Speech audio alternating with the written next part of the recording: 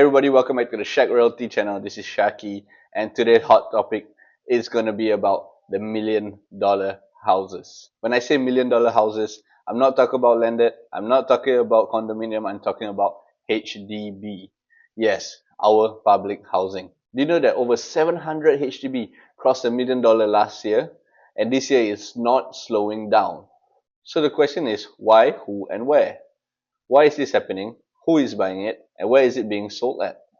So that's what we're going to do today. We're going to dive deep into the $1 million homes. So let's dive deeper, alright? So why is this happening? So if I'm not sure if you know, back in 2002, September 30th, the government announced a cooling measure. The private property owners who wants to sell their property and downgrade to a non-subsidized HDB, they have to wait 15 months before they could purchase. This 15 months cooling off period only commence from the completion date of the sale of their private property. What does this mean?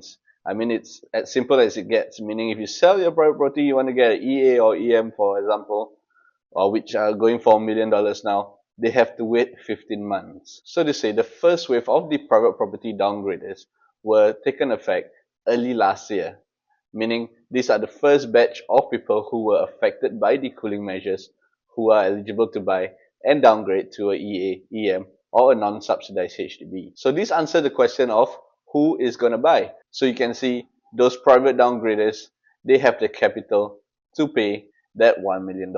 For example, a 2-bedroom or a 3-bedroom condominium, if you're going to downsize because you don't need that space anymore for your kids and you want to cash out on your asset, you're going to sell it maybe for about $3 million and you pay a $1 million HDB, you still got about $2 million to retire. So these are the people who are buying the $1 million HDB. That's why you've seen a surge of them starting last year and it's spilling into this year as well. They are not your regular buyers, they are mostly your downgraders. So what does this mean for the market? Actually, it's good for you HDB owners. Think about it.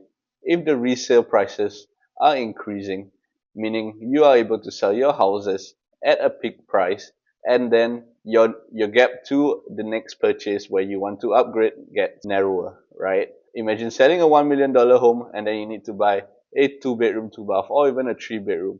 You're gonna top up lesser, right? So this as a whole brings the HDB market to peak prices because once the EA prices or the EM prices are going at 1 million, tentatively your 4-bedroom, 3-bedroom prices are gonna increase. And the second thing, that how this is gonna affect the property market, because you're selling a $1 million HDB and those people are upgrading to a private property, maybe a resale or new launch, your private property market tend to increase gradually. Because of all these surges of $1 million HDB being transacted, people are then able to close up the gap, and especially with interest rate dropping, they're able to purchase their private property. So the third question is, where are they getting sold at? Where are these $1 million HDB transacting at? It's mostly transacting at the mature estates. For example, like your Tiang Baru, like your Tanjung Pagar. And second thing, where are they transacting at? They are transacting at where they have larger layouts of the units, or if they are very convenient near MRT with a large layout. So this plays a part to the $1 million transaction as well. So all these little things will add up to transacting your unit at 1 million. Because end of the day, buyers are willing to pay the top dollar for size, location, and convenience. Am I right to say that? So even with cooling measures in place, these transactions keep happening because the wave has already started. The wave of downgraders has started back then, and it's only gonna keep happening. So like I said, if you want to upgrade, this is the time to upgrade from your HDB to the private property market before the wave ends. Like I said, ride the wave now, don't let it die. So when you ride the wave, it's going to be easier for you to catch up into the private property game. So what does this mean for you? If you own a well-located HDB or you're planning to upgrade and invest in the future, this is your opportunity.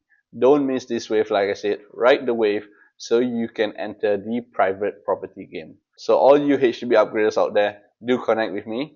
We can talk strategy and we can talk what's the next plan of action. Remember to ride the wave because this wave won't last long and this is your window of opportunity to enter the property market. So you want to know what's the next course of action?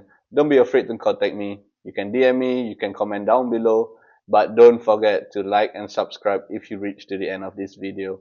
This is Shaki from Shack Realty, and I'll see you next time.